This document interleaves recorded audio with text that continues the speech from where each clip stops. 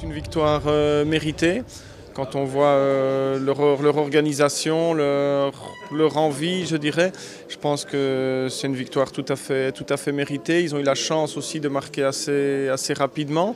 Et puis après, ils ont su défendre ce but et ont été rarement mis en difficulté, si ce n'est peut-être par l'une ou l'autre petite erreur individuelle en première période. Mais sinon, je pense que les Autrichiens les ont rarement mis en difficulté. Qu'est-ce que vous avez pensé avant le match de la composition de Georges Lekens? Il y a beaucoup de gens qui parlaient du positionnement de Simon, mais on sait que Simon, ses qualités sont principalement défensives et que dans un match comme ça, on avait besoin d'un arrière droit qui sache bien défendre. Bon, qui plus est, il a amené un but, donc il a montré qu'offensivement, il n'est pas monté souvent, mais il a quand même fait un assist.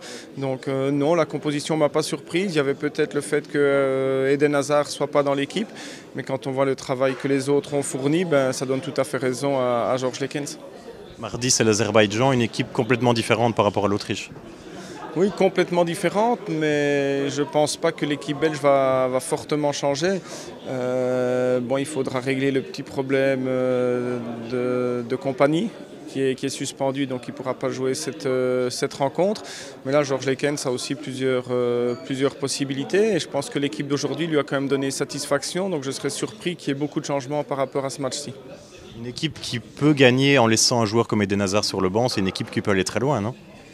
C'est un luxe, laisser des joueurs comme ça sur le banc, mais quand on regarde le banc belge en général, il y avait quand même pas mal de qualité encore sur le banc. On oublie peut-être aussi que Silvio Proto a dû déclarer forfait. C'est le cas de 3-4 autres joueurs.